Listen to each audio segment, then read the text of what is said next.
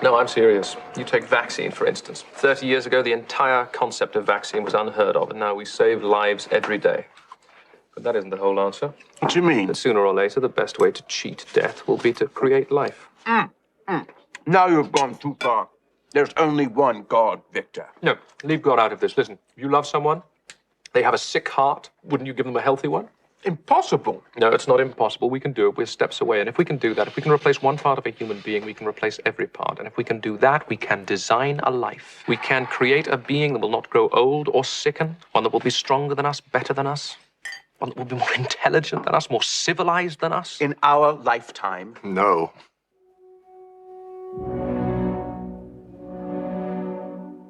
How close did you get, Professor? Too close.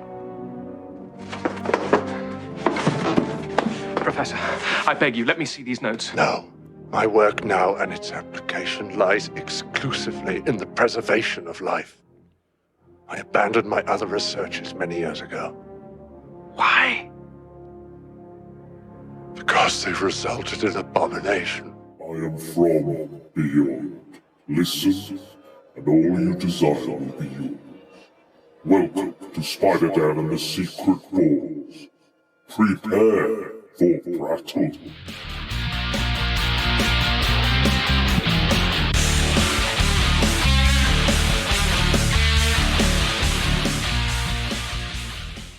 It was a defensive exercise. Yeah, best defense is a good offense. Or is it the other way around? Welcome to Prattle World. I am your host, the ever-amazing, ever-spectacular Spider-Dan, and in this podcast, I spotlight entertainment's best-kept secrets that a mainstream audience may find boring. And welcome to Secret Defenders, where I task my guests to defend their favourite films that are underrated, infamous, or obscure. And today we have a very interesting film. Divisive, you could say, in lots of different divided sections. It's a patchwork monster. Did Kenneth Branagh learn or not learn the mistakes of Victor Frankenstein and create his own monster of a film? We are here to find out. And the man who's going to defend this misshapen mess is Dan Keatis. Welcome back to the show. Hello, always a pleasure to return to Prattle World, and I was something of a misshapen mess myself. I'm delighted to defend this film. You are not alone, sir. You are not alone. I hasten to add, I'm full of a cold at the moment. I don't think I'm contagious necessarily, but full of cholera. Full of cholera. Full of cholera. Yeah, absolutely. As were Mary Shelley's peers when she was writing this story.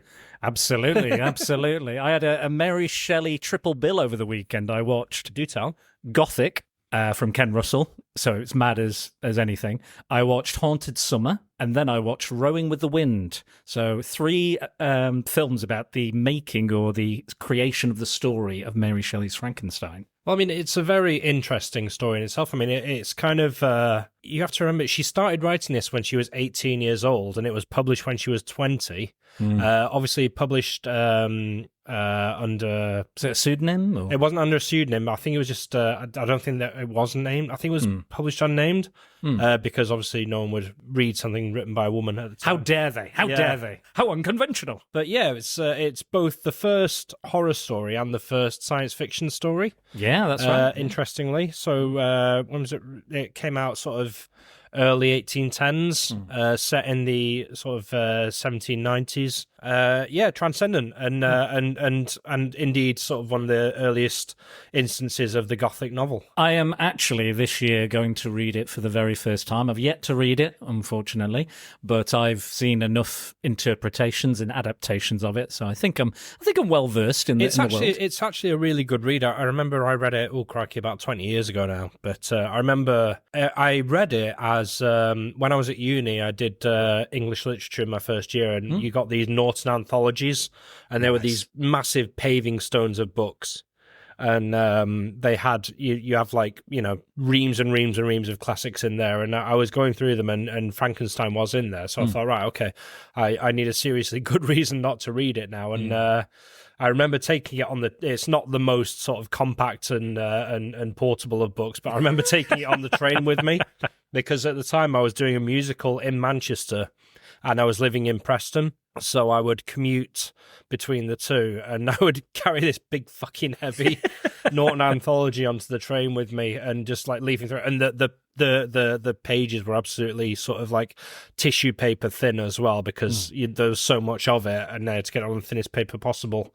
So I remember just like leafing through these tiny little delicate pages on this enormous slab of a book. Luckily, a lot of the books I have now are digital, so I don't have that problem. But there are still some times I think you can get it free digitally on. I the first thing I got on Kindle was one of those. Everything that I was like, is it in the public domain? Yeah. Get it. So I'm gonna go back to writing, Dan. So I used to write for Nerdify, the website and the podcast. You did. Back in the day. Some very popular that Captain Marvel one, I think, had a lot of traction that we did. Absolutely. We did. I remember that was one of the better ones, and that I think we did a Vulture top 5 Vulture stories as well. I remember that one being quite popular. You were good at the top 5s. I was, still am. Still doing them. Shocking. So I'm going to go back to that. I've been invited to do Comics Lit, which is a comparative series of essays, which are comparing. Basically, it's saying that again, links in the show notes if you want to buy the first volume. But I will be in the 3rd volume, I think. So it's basically putting forth the argument that comic books are classic literature, or are as important as classic literature. So the idea is you compare comic book characters to classic literature. So I'm going to compare Victor Frankenstein with someone, but I'm not going to tell you who. Oh, awesome. That'll be the nice surprise. But it is a very well-known comic book character. They've had film appearances, cartoons, you know, the lot. But we're not here to talk about that character. No, we'll keep that mystery going for the rest of the year, or maybe even longer. But we are here to talk about Mary Shelley's Frankenstein, 1994, Francis Ford Coppola's, Kenneth Branagh's, Mary Shelley's Frankenstein. Yes, indeed. So why did you want to defend this one in particular? Well, it's I mean, obviously in the early 90s we had Coppola's Dracula, and I think that marked a sort of an attempt to return to the source material, because obviously you think Dracula and Frankenstein even now today, and you think, you know, Bela Lugosi and Boris Karloff, you know, they're like, even though they were made in the early 30s, those films still shape the popular imaginary of what those characters look like. Yeah, they are iconic, and it's really fascinating because that version, so the that version of Frankenstein, the 1931 version, the Universal version, that comes from and this is very relevant to us because we are stage actors, or were stage actors. That comes from a theatrical tradition. So obviously at the time when Frankenstein came out, there was no copyright law. So very quickly it became adapted to the stage without, you know, Shelley very famously, she didn't even realize that there was a stage adaptation of Frankenstein until she saw one, which by all accounts she did enjoy. But the tropes that come into the Universal film, they actually come from the stage version. So even the thing of, you know, we think of the Boris Karloff version, we think bolts in the neck, and, you know, he's essentially jump-started, and, you know, he's given life by the sort of lightning, which is very Promethean, and obviously the Frankenstein is the modern Prometheus, or was the modern Prometheus then. So that all comes from a 1915 stage version of Frankenstein called The Last Laugh. So yeah, the electricity element isn't in the novel. In fact, the actual creation of Frankenstein, it's a very short paragraph in the book. In fact, there's no real granular detail of how he brings the creature to life. He just says, "I brought the creature to life," you know. And in previous stage versions, it was presented as maybe like a potion or some sort of alchemy, and it was the stage version that brought in the lightning element of it. Now, obviously, in this version, I'm not even sure if I'm answering a question at this point. I'm just rambling. Keep going. In this version, so we've got weirdly and a little bit grossly stealing amniotic fluid from midwives and filling it up in this big copper pot, and he's got these electric eels swinging around. So it's kind of paying homage to the Lightning version while also paying homage to this idea of sort of birth. Because at this point, Shelley had, I think, already lost one child or two children. Yeah. Her own mother, Mary Wollstonecraft, died giving birth to her. Either giving birth or shortly after. So I think this idea of sort of like the wages of birth were, I think, something that weighed heavily on her as she was writing. So I think it's reflected in a very sort of intelligent and sensitive kind of way, really, in terms of how the creature's born. And it is a messy, slippery, weirdly homoerotic, awkward kind of affair when the creature's born. Yeah. A lot of sexual imagery, definitely. Like... I mean, it's a very horny film. And I was thinking actually about like, there's quite a lot about it that's specifically pertinent now. So we've got, obviously, it's, and I don't think this is so much of a feature in the novel, but at the time when they were writing, when Shelley was writing this, it was herself and her husband and Lord Byron. They were sort of like, quarantined because there was the cholera epidemic. And the cholera epidemic is much more part of the film than I think it is in the book. But that's an important part of the context. And I think it's weirdly charming that the body of Frankenstein comes predominantly from an anti-vaxxer. Yeah, absolutely. Stabbing John Cleese. Yeah. It's like, you're not putting that in me. Whatever that accent is. That's very good. Yeah. You're not doing that to me. West Country, almost. Like, Irish, somewhat by Ireland. Some way, I don't know, but that's but apparently the Rottic accent, the American Rottic accent, like with the R's, that actually comes from Lancashire, which is why in Robert Eggers's The Vivitch, everyone's got Lancashire accents because that's where the sort of the root of the American accent comes from. Apparently. Absolutely, yeah, accurate. But yeah, that was an interesting scene. I'll be honest, this is a mixed bag for me. I'm going to be honest with you. Okay. Off the bat, I think it is a mixed bag. I remember it as a kid. I remember the marketing. I remember the poster. I remember Robert De Niro. I saw it. I remember seeing it. I think I saw it before I saw Bram Stoker's Dracula. I think there's a lot to like about it, but also I don't know if all of it works. And I know there's, again, a lot of trouble behind the scenes, and we'll get into that, I'm sure.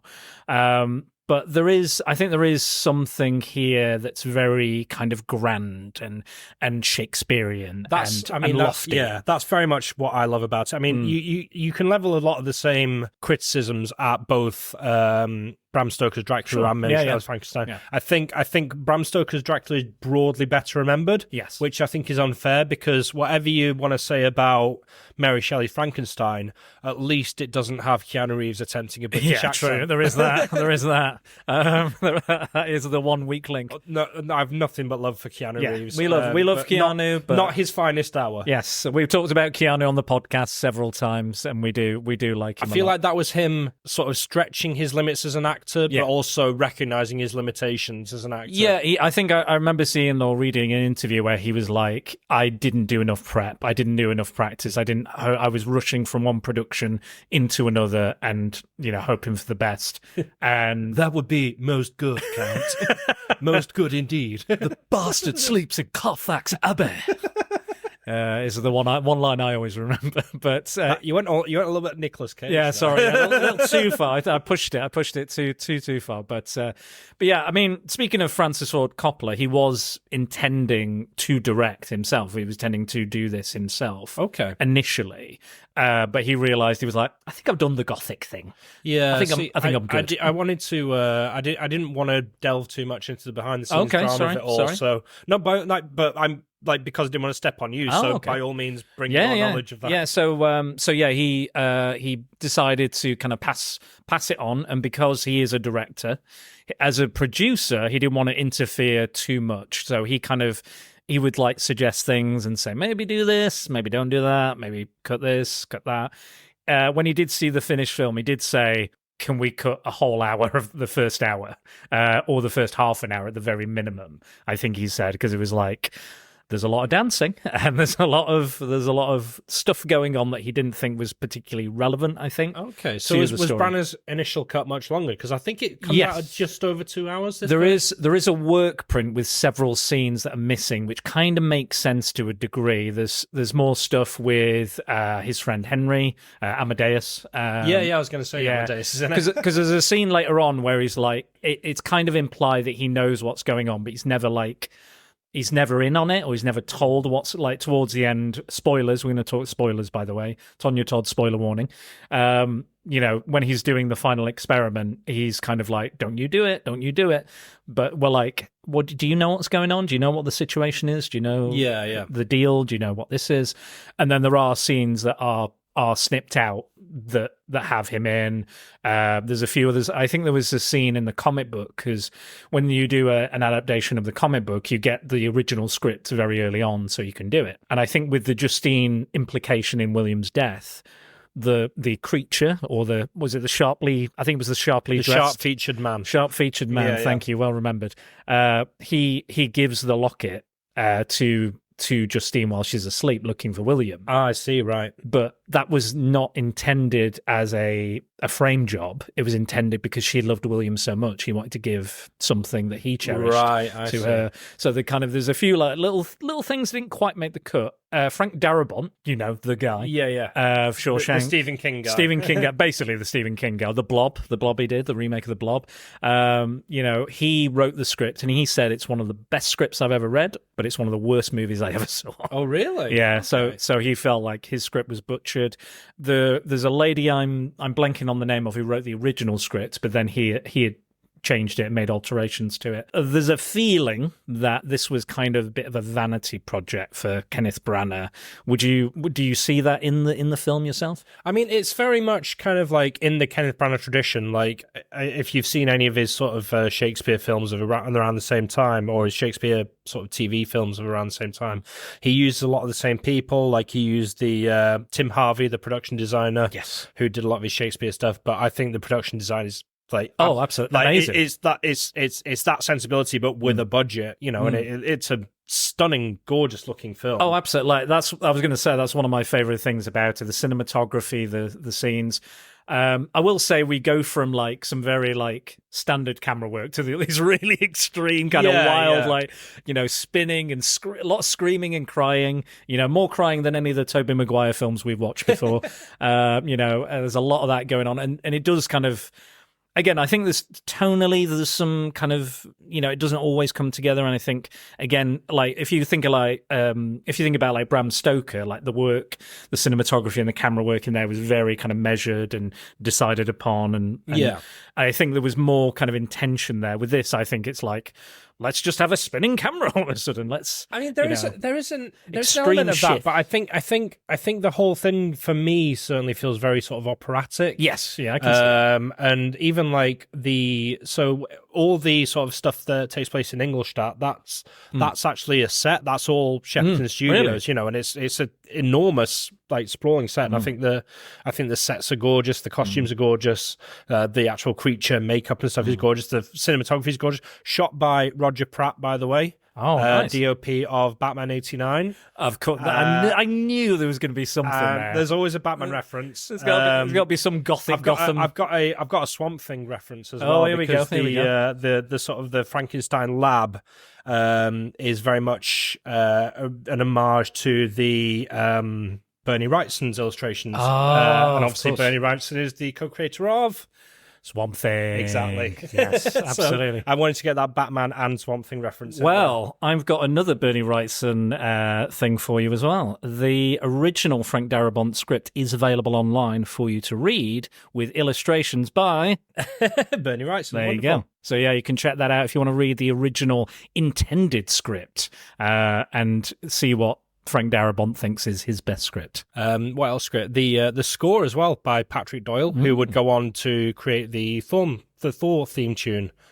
with of Branagh, course. yeah, Yes. which I think is of course. one of the great sort of Phase 1 MCU themes that just kind of got stepped over in subsequent sequels. I feel like Thor is one of the more underrated of the original kind of MCU films. Yeah. I think it's the one that love gets the first- forgotten a lot. I absolutely adore the first Thor. I think it's brilliant. And again, that does a lot of heavy lifting, really, like in regard, because it is the most ludicrous concept. It's the one that people didn't think would work, and I think Branagh nailed it. And I saw an interview with like Anthony Hopkins recently saying it was silly acting or something. He said, and I was like, no, you're great in those films. You bring so much gravitas. You look great. I believe you as Odin. This old father and everything. And he was like, they just put me in a green screen and a silly suit and an eye patch. It's shit.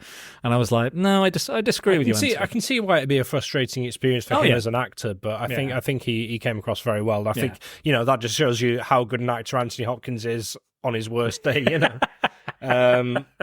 But yeah, I think like Thor, this film does a really good job of balancing the very sort of personal, intimate with quite a grand and operatic scale, and I think it works very, very well. Obviously, you've got Branagh himself turning in a very, very, very, very passable performance. He does look a bit Hemsworthy, doesn't he? Yeah, around the face with the some hair. press up. Yeah, he's got good. He's got good physique. He's got good. It's going on. Yeah.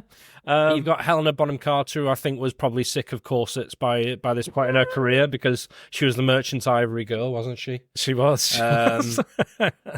Probably why she was cast. And then of course you've got De Niro as the creature, and I think he does a phenomenal job. He's probably the most talkative, because obviously in the book you've not read it yet, but in the novel. Spoil away, by the way. Yeah, it's not. It's not like the Universal films where he's very sort of like monosyllabic. Yeah, exactly. He's very articulate, and in the De Niro version, he's kind of like he modelled his speech very much on stroke victims. This idea of the brain trying to sort of piece itself back together because it has this information of how to configure itself for language, but it doesn't.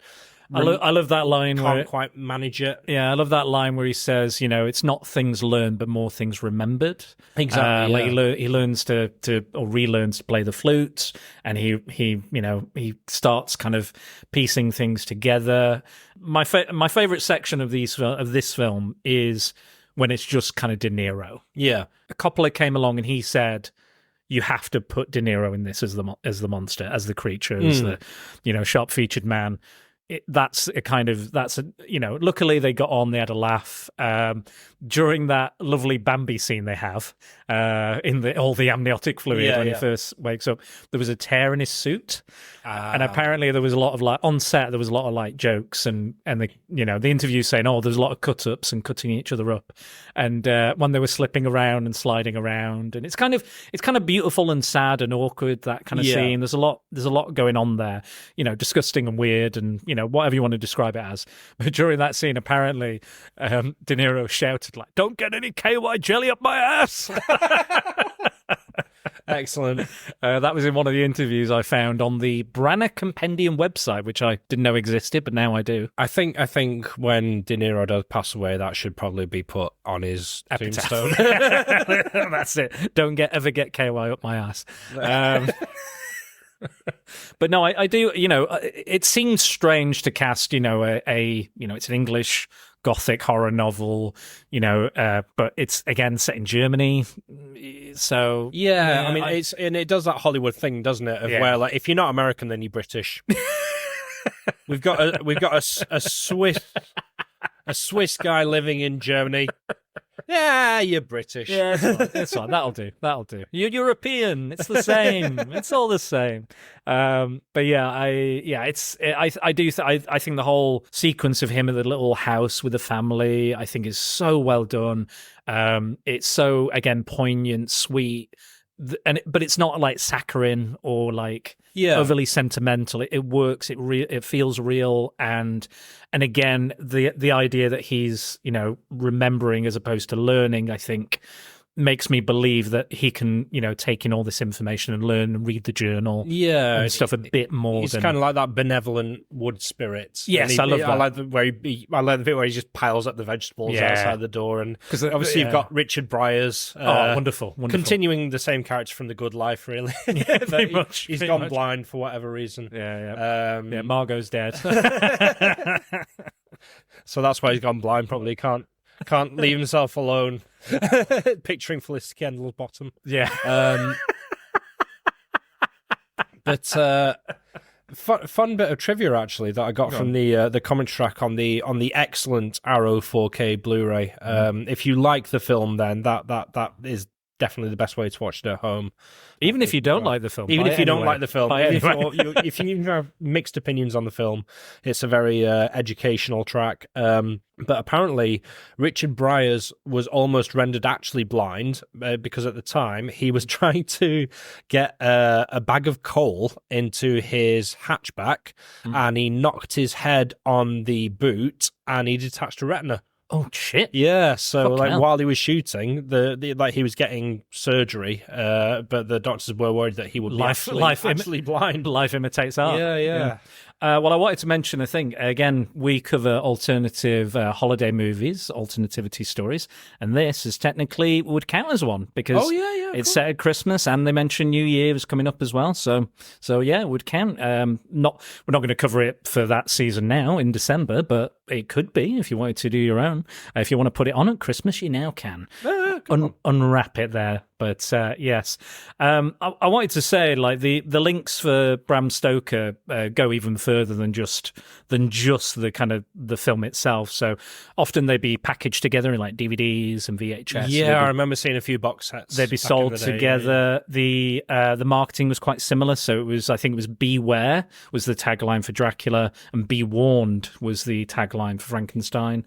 They both had most of the same producers came back as well, including Coppola himself, and both had a SNES and a Sega CD game. Oh my god! I don't remember the Dracula game, but I do remember the. Sorry, I don't remember the Frankenstein SNES game, but I do remember the Dracula one. Yeah, yeah. So that was kind of the era. Yeah, it was the early age of the let's see what we can make into a franchise. And yeah, how odd. Yeah, even odder, the final boss in the Frankenstein game, where you play as the creature, is Elizabeth. Oh, excellent. And you kick the shit out of her. It goes into a Mortal Kombat style game and you kick the shit out of her. I want to play it now. Of all the characters I want to kick the shit out of, it's that poor woman. Yeah. Oh God, and she is. What a poor put upon. And I think. I mean, if we think Elizabeth is poor and put upon, let's talk about Justine as well. Well, I mean. Yeah, the women in this story do not do well. No, unfortunately. But yeah, I mean the relationship with Elizabeth is a little bit incesty, isn't it? I was going to say, I messaged you and I said, I think you thought I was talking about Nosferatu because we were chatting about that earlier in our kind of text chat. And I said, this is its own like Pornhub category. Right, yeah. Because it's I mean, you could say that very easily about both of them. Yeah, true. Monster fucker parody. We'll be talking about Nosferatu very soon and probably for the rest of the year from the sounds of it. But I'll save my thoughts on that film for another time. But yeah, Ian Holm is in this as well. Yes, yeah. Wonderful Ian Holm, who returned when we went to see Alien Romulus as well. Spoilers. Yeah, of all things. But he'd worked with Branagh before on Henry V, I believe. Yeah, I believe so. I love Henry V. What a banger of a film that is. I've not seen it. Christian Bale's in it. Oh, really? Yeah, young Christian Bale's in it as well. Yeah, really good. Really, really good. Well, I might not want to watch it now because it's fucking distracting. Good for you. He was that film's salvation. But yeah, no, and it came up in the news recently that they actually fixed the CGI on Romulus for the home release. Oh, okay. They said, oh yeah, we didn't have time to finish it. And I was like, well, don't put it out there. They fixed Ian Holm for the home release. That's good. He's very good. Release the home cut. I tell you what, he's very good at playing these sad old men that are going a bit mad in their old age. I really like that film. Yeah, it was good. I had a great time. We were both sat there, quite enjoying it. Not perfect, I don't think, but I think it's probably the third best alien film there is. Yeah. I think that's fair to say. I think most people would agree. You do like Alien 3 quite I a love lot, though. Alien 3. You do yeah, like a good Alien 3. Yeah. That could be a whole... I feel very similar to... I think I just have a bit of a soft spot for, like, underrated early 90s. Hey, that's another podcast for us if you want. I'm happy to talk about it again. We did, I think for Nerdify, we did the assembly cut, if I remember rightly. Yeah, we did, back in the day. So we can always bring it back. We can always look at it again. Because I remembered the film when I was watching it, and he was like, "You should treat her as a sister." And I was like, okay, okay. And I think 18th century stepsis just loves my amniotic fluid cauldron. What are you doing, step bro? Yeah, and then there's lines later on like, "Are you my sister?" And then they start getting, all hot and heavy and stuff. And stepsis gets her hands on my electric eels.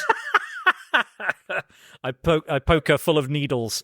But yeah, oh gosh. So the in the novel, the bright another way in which the Frankenstein, this version of Frankenstein is quite timely is you have this. De Niro has that line about I can't remember the exact wording, but he's basically saying, "Look, I'm very, very angry, but also incredibly horny," which I think speaks to quite a lot of like men that use the internet. And vote for Donald Trump at the minute. Yeah, absolutely. But basically, I think it's something like you gave me these emotions, but you didn't give me any like idea how to use them. Yeah. So I have this enormous love to give, and I have this enormous rage, and if I can't have one, I will indulge the other. Yeah, I think is what he says. Yeah, you're right. No, you're right though. He does have a line where it's kind of like, "You gave me these things and the ability to do these," because he talks about strangling William. Yeah, and he said, "You gave me the ability to do this, but you didn't teach me how to do it and use it, and make my way in the world," and giving it a bit more character. And again, stuff that's not been in these previous versions. And there's been some real strange iterations, interpretations of the Frankenstein story, but this one is kind of.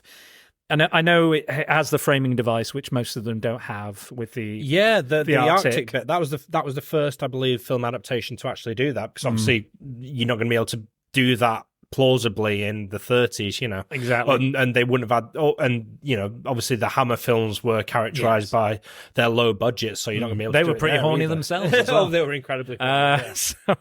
And also like the paralleling of Victor and the creature as well, I think is done really well. I think this is, again, because the creature can, express itself. Yeah. There is that opportunity. I want to ask you a question, actually. When it comes to... obviously, there's the conceit there. People think the word Frankenstein, the name Frankenstein, refers to the creature. Oh, yeah. Does that annoy you when people are like, they're confusing the two characters? Because, I mean, for me, I'm not personally that bothered, because for me, it's right up there with people who say irregardless. It's one of those things that, like, I know it's snobbery. Yeah, definitely. I should hate myself for it, but it really fucks me off. I think for me, I don't mind it, because if he is the son of Frankenstein, he's a Frankenstein. Okay, yeah. So, if he's his, son, and often he's called like Adam or Prometheus in some versions. And again, the monster is Frankenstein. Yeah. The monster is Victor Frankenstein, really. So if you say, "Oh no, Frankenstein's the monster," no, he's the id, the ego. Yeah, exactly. That's why it doesn't really bother me as much, because I think you could argue it away, and I just not. It doesn't annoy me as much as it has for some people, or they'll be like, actually, any of that shit. But do you like the aesthetic of this version of the creature? Yeah. I mean, most versions kind of go with this, don't they? They go with this version. As far as I'm aware, in the novel, that the creature rowing with the wind, I think, is the only one that apparently depicts the creature in the correct way. So apparently, in the book, the sequence of events that brings life to the creature, it's not necessarily a patchwork thing or the raw materials. But apparently, once it's brought to life, it kind of because the body is kind of angelic almost, apparently. Quite a good looking, long hair, beautiful kind of, because he's making the perfect being, isn't he? So he wouldn't want it to be a hack job or a disgusting, patchwork man, as we've discussed. And apparently in the book, from what I know, that is. But then when he brings it to life, the process of him creating life distorts it, and it becomes kind of gnarled and yellowed and veiny and becomes more grotesque because he has gone against God and created his own life, against the natural order. But I don't mind the look of it. I think I like the two different eyes. I think I like that they use the different injuries we've seen, like Hugh Dancy. I think it's Hugh Dancy. Is it Hugh Dancy? Hugh Bonneville. Sorry, you're right. I'm thinking of it. So many Hughes. So he gets his leg cut off. And he's just like.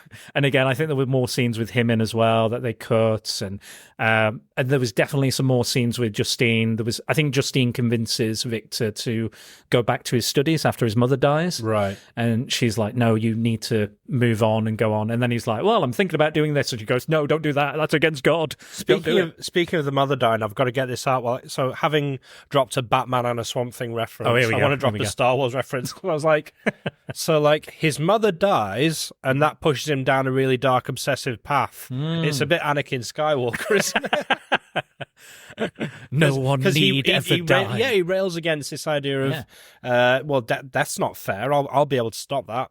You're right. Once I amass enough knowledge and power, I'll be able to stop that, and it won't be. You won't have to worry about it. Mike Burton will like this. Oh, there you go. Yeah. Well, and it's very sort of, again, another reason why it's timely. Obviously, the whole sort of Promethean myth is an allegory for technology anyway. But I found it quite interesting that there's this conversation where, as we said, like the creature says to him, like, did you give any thought to what would happen after you created me? And Frankenstein's like, I don't know. And it's like, when you look around now, so we've got these enormous tech oligarchs who command just enormous wealth and political power. You've got Elon Musk who has a net worth of, I think, 400 billion, installing himself into what could potentially be a very imperialist, fascist Trump term. If you think he's going to do 4 years and then go quietly, I think you're being very naive. Yeah. You have Keir Starmer prostrating himself towards sort of BlackRock, and you have these tech oligarchs who are having this weird sort of AI arms race without really thinking about what the long-term consequences of it will be. They're just looking at it in terms of, well, this, if we can do that, we can save this much on, manpower, and we can make businesses this much more profitable. But as we're seeing, when it's just all getting funneled upwards, and we are not equipped, I don't think, to consider the full scale of the political, social, and technological changes that will come about. As we're all sort of gleefully rushing towards this, because I don't know about you, but I'm seeing AI, like adverts for AI solutions, on every YouTube video, in every pop up, and obviously I write about it quite a lot for my work. Facebook's a fucking a complete cesspool for that sort of thing at the moment, and all I'm getting suggested is like fake AI posters for like movie sequels and movie ideas, like Terminator 4 with The Rock. And shit like that, and I'm like, I don't want to see that. But yet again, it just fucking keeps coming. Here's a question as well. Since we're talking about Mary Shelley, is she to blame?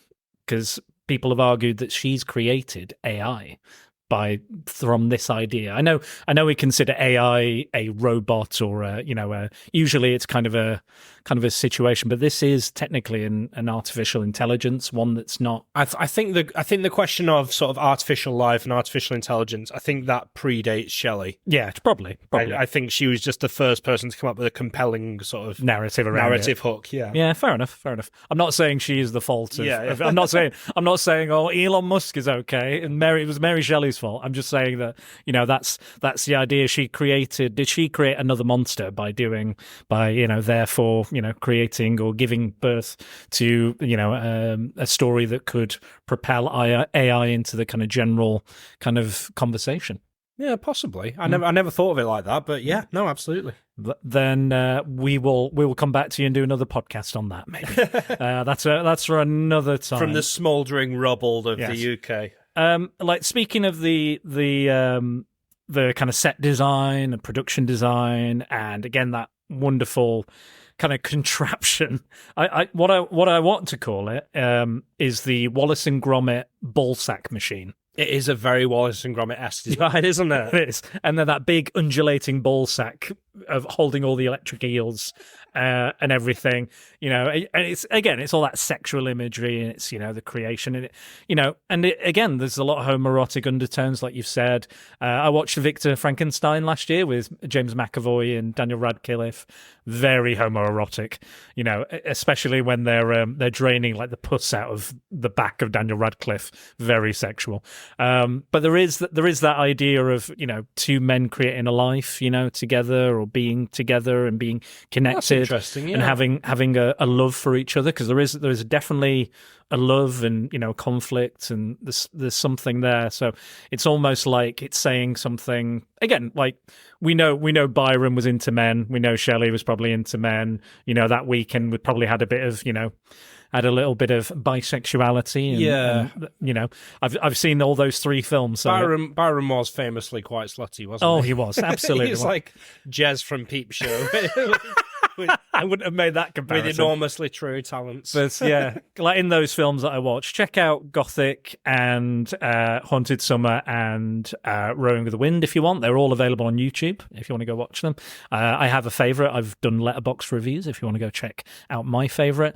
But yeah, they are interesting. Like Gabriel Byrne as Byron in one, and then you've got Hugh Grant as Byron in another, which... Okay. It's probably my least favourite of the interpretations in those films, but yeah, Alice. I don't think Alice Krieg has looked as attractive as she ever has. The Borg Queen, of course.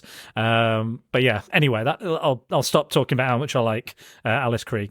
So I will say as well, sometimes I'm thinking like, oh, this is like the way he's with the body as well. How he like knocks it and it's got this big pillar and everything, and he's doing all this stuff. And I just think, would it not just be easier just to drag it and then drop it in instead of doing this whole like mad pulley system? And he goes from like looking really like, Elizabeth turns up and Henry, and they're like, you can't be doing this, you've got to leave, cholera, all this. And he's like, leave me alone, I've got to finish my obsession. And then the next day he is looking as fit as fuck. Like he looks, he's tanned. He's like, right, I've got my robe on, I've got my lovely robe on, and I'm just gonna. He's not tanned, he just hasn't bathed. Yeah, okay, that makes sense. He's ripped because his body fat's got low because he's just not eating. Yeah, true. He's in his autophagic stage. Okay, that's a big word. But I will say there was one thing I could never remember thinking back to this after the creature is created. Like it's so fun. It's like some of this is quite funny, like darkly kind of humorous. Like when Justine dies, I kind of laughed because it's really gruesome and very like shocking. And I think sometimes when I see something like that, it makes me laugh because I kind of almost like. And again, it's tragic, it's horrible, it's really disturbing, but also it's like wee boing. Yeah, I think it's because it's the thing you're just not expecting to see. Yeah, and it does come out of left field. I think a lot of people just do react with laughter when they're shocked by anything. I saw do you remember the Roman Polanski film The Pianist with Adrian Brody? Do you remember the bit where like sort of like two Nazis like pick up this guy in his wheelchair and like throw him off a balcony? Yeah. I remember seeing that in the cinema and somebody laughed. just because it's just so absurd and comes so far out of left field, and it's just a shock response, I'm sure some people distasteful as it. Yeah, of course. Like ultimately, it's a horrible thing, and I know, and it's a horrible thing. You are. You're not like, oh, that's absolutely fine, and I'm going to laugh at it because I'm taking enjoyment in it. It's just like, I don't know, like laughing at a funeral or something. There's just, is that kind of almost like a tense release you've got to do. So again, there was that moment, and then there was the bit where, he gets the creature up, he puts him up, stands him up, he realizes he's trying to hoist him up, and then that thing hits him in the head. And he's like, oh, I've killed him again. Because he starts off and he's like alive, gets him out, and he's like, no, he's dead. And then he goes away and he does the it's alive, trying to get away from the kind of mad, Dr. Henry Frankenstein from the Universal version, trying to do it a bit more kind of like, oh my God, it worked kind of thing. And then, and he's, does the Bambi, amniotic fluid, KY jelly bit. And then he kind of strings him up all of a sudden. Yeah. But what I do like, it's a bit on the nose, but what I do like is when he's strung up and then it hits him in the head, and then he sees the creature kind of in a crucifix, and he knows then that it's an abomination. He's done something wrong. Yeah, it's gone against God. It's like the Vitruvian Man. Yes. Yeah, absolutely. Yeah, absolutely. I think you do see that in the film as well. I think John Cleese is in this in a very serious role, and they put him in a terrible wig and terrible teeth. And his enormous chin. He's got a big prosthetic chin as well. They do, yeah. And the reason they put him in that is because they didn't want him to come across funny because he's Monty Python. But I think they've done the complete opposite. I think they made it funnier. Yeah. Because they put him in so much fucking weird shit. Yeah, because I remember that was the first. Obviously, I grew up as a big sort of like Fawlty Towers fan. Yeah, me too. Life of Brian, Holy Grail. So this was the first time where I'd actually seen him, as a dramatic actor. And I think I must have been about, when did this come out, 94? 94, yeah. Yeah, so I would have been 12. And I just remember thinking like, oh, okay, so is he going to be funny? No, it's not. Okay, this is very different. So like, I think at that age, it kind of like, I realized, oh yeah, this isn't your daddy's John Cleese, But yeah, looking back at it now, I'm like, that's a bit much with the prosthetics, and I can see the logic of like, oh, they're just trying to bury this sort of like well-known face. But I think Cleese's performance on its own it doesn't need like you're absolutely right. Those things are distractions. Yeah, absolutely. Especially the teeth. Yeah, the teeth, and you can hear him struggling to talk through them as well. So it's really off-putting. And again, I think his character's interesting. I like the idea that.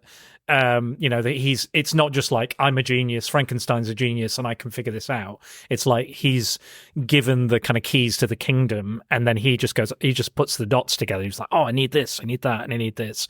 And I do kind of like that they explain it a little bit. Like, again, like you said, it could be quite vague in the book, and it's left up to your imagination or interpretation and how he does it. And I like that as well. And the lightning is quite iconic. Again, I kind of feel like most people, even if they're not familiar. And again, later on in the film, we get another edition from another one of the classic films as well, which is not in the original book, as I believe, which is when, again, spoilers, Elizabeth has been killed, and we get her reanimated using parts of Justine as well. Yes, as the bride. In the novel, so the bride, the part where the creature says, oh, I need a companion, and Frankenstein agrees to create one, that is in there. Okay. But in the novel, he just basically, he gets a little bit of clarity, I guess, as he's working on it, and he just kind of like destroys the project halfway through.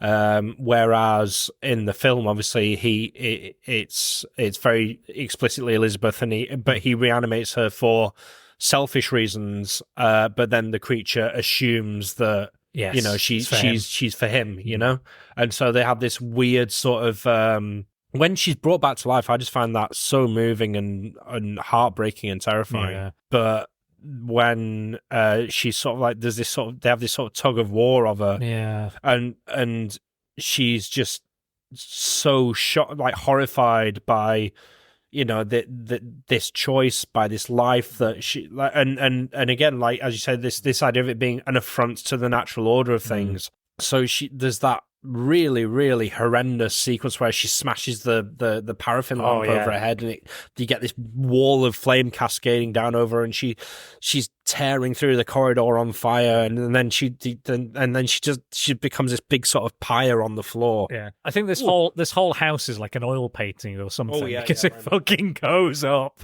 quick style. Basically explodes, which I fucking love. Like, she's banging against the wall, and then it's like boom, boom. Like, so the choreography and the special effects work here is amazing. I love that giant staircase, but I do feel like it's a bit empty, that space, a little bit. I think they need to fill it with some other stuff. It just felt a bit, I don't know, empty. Like when when I think of this film, I think of that set room. and just grandeur, you know. Yeah, of course, yeah, absolutely. And I think that's what it does best. Now, there's a lot of kind of romantic elements in this. Are there as much kind of romantic elements in the novel per se, or does it focus on that? Yes and no. Like the relationship with Elizabeth is definitely there, and it's very much a part of the book. I'd say in the film, Elizabeth has more agency. Like, she actually goes to Germany to confront Victor, whereas in the novel, it's much more letter. It's like it's like Dracula in terms of it's letters told through letters. Well, what's the word for that? Hang on, I need to look it up because that's going to drive me nuts. Where it's novels told through letters. Oh, that's it. Epistolary novels. Okay. Epistolary novels. Epistolary, yes. I do feel like, again, there is a motif of kind of writing and the written word, and, you know, and that's in, again, Dracula as well. They kind of keep that going because, again, these two films are kind of going, this is the most accurate version, the most accurate adaptation we can do. And I think they both sort of like lean into the high romance because that had been a fairly untapped vein at the time. I think, obviously, especially in Dracula, you've got quite a like undertone of eroticism, especially when you get into like Hammer territory. Oh, absolutely. But I think this idea of like sweeping high romance being pushed to the fore. I mean, it's right there in Coppola's Dracula. I mean, we saw Eggers' Nosferatu quite recently, and that's a horny film, but I don't... Yes. I think you'd have to go a really long way to out-horny Coppola's Dracula. True. Yeah. I think, I would. I think my friend Sarah Coyne said that today, actually. I sent her like a meme about both. I think it was like a video or something, and she was like Bram Stoker's Dracula. Yeah, like if you've not got semi-naked Monica Bellucci, then are you even trying? Sold. I mean, I'm not into guys, but even Gary Oldman, you know, I can see that was peak sexiness, Gary Oldman. I mean, there's a lot of sexy men in that. There's a lot of sexy men in that film, I think. Good collection. So I can definitely see it. But the Dread Pirate Roberts himself, Cary Elwes, is in there. Yeah, and the Rocketeer. Keanu. Oh, what's his name? Billy Campbell. That's it. Yeah, Thank you. Yeah, a good grouping of guys. Here's a question, actually. Would you consider this a horror film? No. I'd consider it a science fiction film and a tragedy. Yeah, I think that's accurate. With scary... I mean, obviously, the legend is that obviously they were quarantined, so Byron challenged everyone to write ghost stories. So I think Shelley started with the words, like, on a dreary November evening. And that was like the Terminator. I'm going to drag a Terminator reference into here, screaming and kicking, but like I think the genesis of it came from a fever dream that Shelley had. Terminator genesis. Well, indeed. Just like Cameron, I think he had a fever dream where he saw like the endoskeleton coming out of the fire. Yeah. And yeah, I guess that is kind. That's kind of Frankensteinian as well. I guess the Terminator. It's it's flesh and technology. Yeah. Animated flesh, AI, flesh. Constructed into a sexy Austrian man. Well, I mean, that's. I mean, we now live in an age where like lab grown meat is something that we're going to have.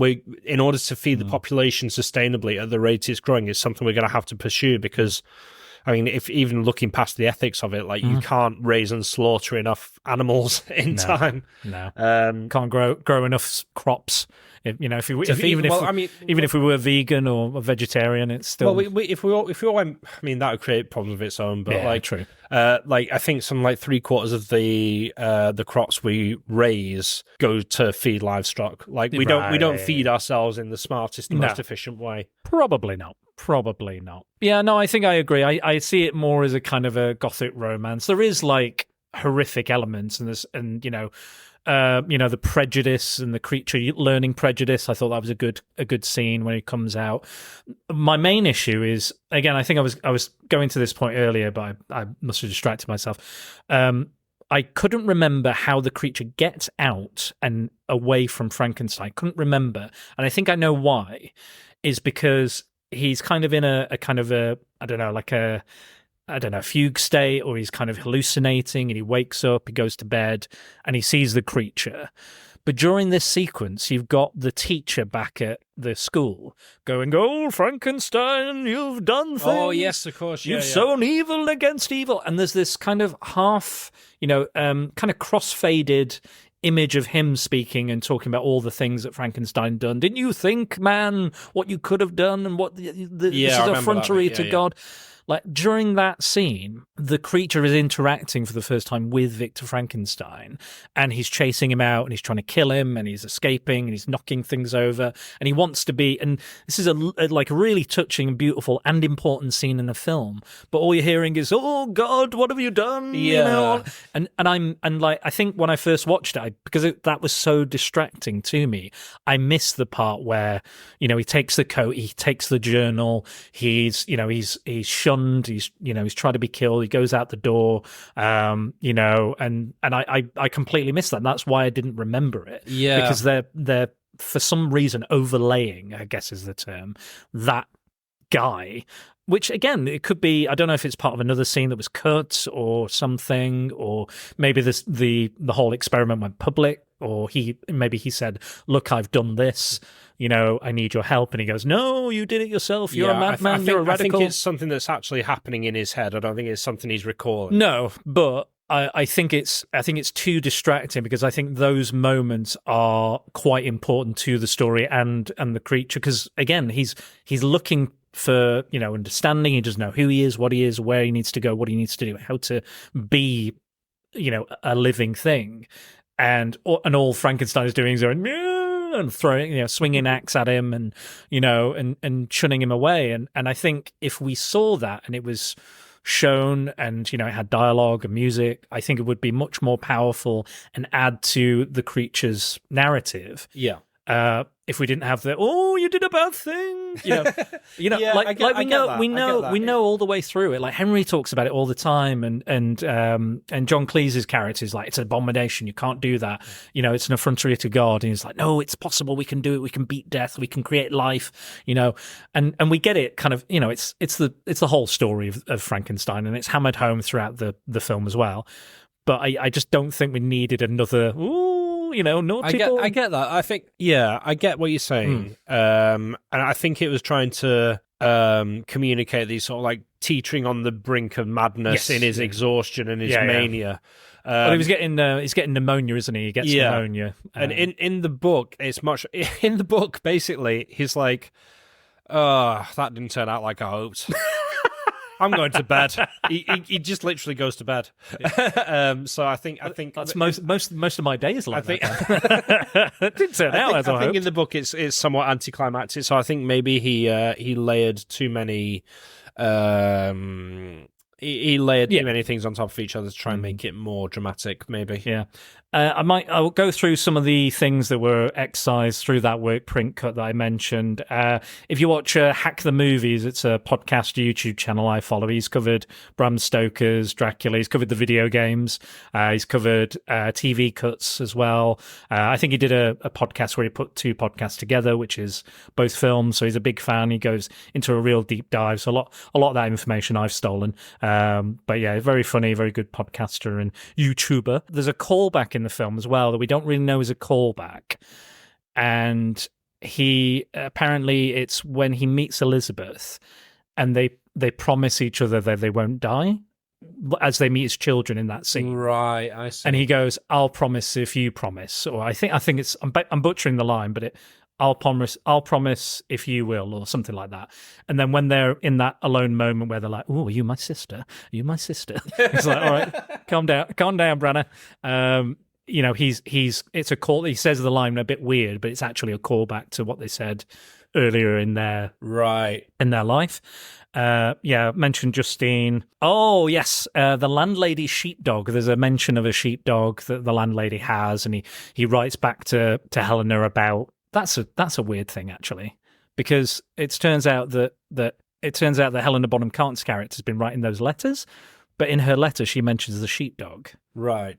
But in Ingolstadt, there is a sheepdog, but I don't know if maybe he was still sending the odd letter initially. Right. I think they might mention he sent the odd letter, but it gets run over, and Waldman, so the John Cleese character, and Victor attempt to keep it alive. So, okay. So there's a scene where they try and bring it back to life, and Victor's saying, we're failing, we're not going to do it. You need to tell me your secrets. You need to tell me what's the secret to bringing these creatures to life. Mary Shelley Frankenweenie.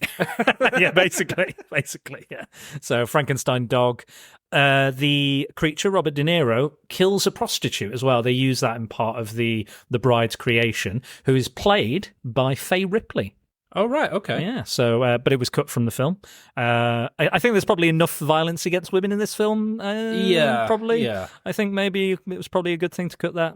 Again, and there was more scenes with Henry. There was more scenes with Hugh Bonneville, kind of more indication that he died or that he got cholera or he's getting cholera. But yeah, so that's a few little bits and pieces from the kind of comic and work print cut. So, Dan, I've got to talk about something that's even more tragic than some of the sequences in the film itself. Go for it. We've got to talk about Love Actually. Do we? Do we though? We do. I think we've just had Christmas. Surely all the Love Actually discourse. So I'm not a fan either of Love Actually. I mean, Love Actually. Let's call it what it is: New Labour the movie, centrism the movie. Oh dear. I think they delayed it as well. Did they delay it because of 9/11, I think, or something? Because it opens with the happiest place in the world is airports. Yeah, it's weird. Like, Love Actually, 9/11. Fucking hell. The whole... It's one of those, it's like every Richard Curtis film. It's like, oh, Americans, look how twee and upper class middle England is. Yeah, exactly. And like, I don't mind some Richard Curtis films. I think some of them work, some of them don't. But that one I think is the one that definitely does not work and has aged horrendously, I think, as films go. I wasn't a big fan at the time. I'm less of a fan now. And people still, every year they put it on, they go, wow, this has aged really badly. And I was like, yeah, it wasn't particularly great at the time. Now, the best bit in Love Actually, if there is one, is the affair storyline between Alan Rickman and Emma Thompson. For my money, the best bit is Liam Neeson and Thomas Brodie Sangster, who was 32 years old when they filmed that.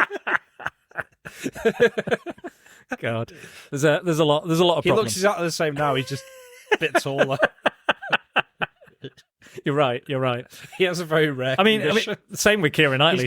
She doesn't look that much different than, and she was only, I think, maybe 3 years older than him, that actor. I remember like looking into the age gap between her and Chiwetel Ejiofor, and it was a bit creepy. Yeah. And Andrew Lincoln. Yes, as well. So, sorry, Rick Grimes. It was grimy. It was certainly grimy. It was a bit grimy. The best, for my money anyway, is Alan Rickman cheats on Emma Thompson. With a really bad actress. She's awful. You're not who I think you are you? It's fine. Just keep going. It doesn't matter. Just carry on. So there's a lovely, poignant, terribly tragic scene where she finds a Christmas present she thinks is for her, but then realizes it's for a mistress. It's for the woman at work who opened her legs and said, "Buy me something." You remember this film quite well. It was one of my ex-wife's favourites, which is one of the problems, tapestry of reasons why she was my ex-wife. But is that what you got in the divorce? You got a copy of Love Actually? I'm Alan Rickman. How can I possibly resist your vampy charms? So, anyway, bringing it back to Frankenstein. Yes, great tangent, but that is based in truth. So she suggested that and that storyline and that moment. Okay, so because Kenneth Branagh married to her at the time, was busy hooking up with Helena Bonham Carter on this film. Yeah. And didn't she get with Tim Burton while she was with someone else? She did, yes. So he was with Lisa Marie Presley on... So they were doing Planet of the Apes, and he went, "Ooh, I like the look of her in that makeup.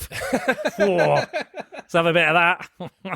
Yeah, get down on all fours, bang your chest. The jokes write themselves, really, I know, right? So yeah, and when she found out, she was utterly devastated. She was completely... Yeah, poor Emma Thompson. She was depressed for a very long time. She didn't know what to do. There's many interviews you can read about it, but she was beside herself. She did meet her following husband, her following partner, who brought her out of that funk, and they now have kids together. They've adopted it. I think there was a boy from Africa they adopted as well, which is amazing. And what a wonderful actress, phenomenal, brilliant. But yeah, it was utterly devastating for her. Like, really, like she's very honest about the whole thing, and didn't know about it. And I think there may have been other instances of this previously. Do you think this? He was about 34 at this point. Do you think this was kind of like a midlife crisis-y thing, or? I wouldn't want to speculate, but I think. I don't know. I think some people just want to have sex with attractive people. I mean, that's a fair point. And like, when you reach a certain level of wealth and privilege, you just think, well, do what I want. What's going to stop me from having sex with this attractive person? Yeah, nothing. That's what, because like my wealth and power insulate me from the consequences of my actions. So I just working do with De Niro. It's being produced by Coppola. I'm on the top. I don't know. I don't know. Relationships are messy, and they're complicated, and I try not to judge anyone, but I feel horrible that like that clearly devastated her so much. Yeah, massively. But I think she can do. I think they can both do better. Really. Like I think he's handsome in that film, but like he just looks. He's got no lips, and that bothers me. I don't trust a man with no lips. And his looks are a little bit Noel Edmondsy, if I'm honest. True. And De Niro's his Mr. Blobby. So it's clearly no deal for me. Yeah, fair enough. Get on the phone to the banker. I was peripherally aware of like that's how their relationship started. I don't remember how long they were together.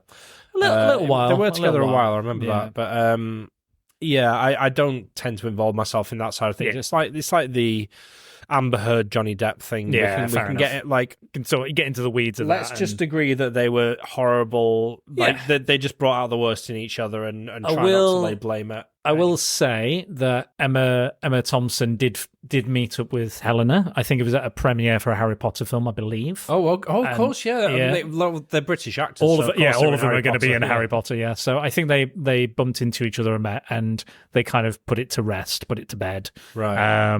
So they're fine with each other now. But Helena did say that she was sick of being known as kind of the home wrecker. That she'd obviously with Tim Burton and with this situation as well. So, and yeah, in these interviews, there's an interview. I'll link it in the podcast. But there's an interview where the interviewer in question is going really hard on the relationship questions, right? And you can see how evasive that Kenneth Branagh is around these questions. Right. It's like, yeah, it's very difficult when we work apart and we're not in the same country and we're all busy and we can't see each other and we get a lot of takeaways and but the guy keeps needling it, and I'm like, I don't know if maybe he knew something or maybe there was rumors of it, but I'll leave the article there and let other people decide. But yeah, honestly, that side of things just doesn't interest me at all. But yeah, I can see how Helena Bonham Carter would be sick of like being the the home wrecking strumpet and corsets.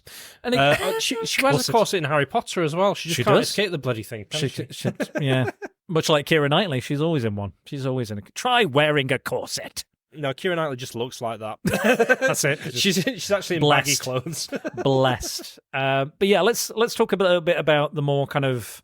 I think we talked about the beginning and the middle, but let's talk about that kind of end sequence.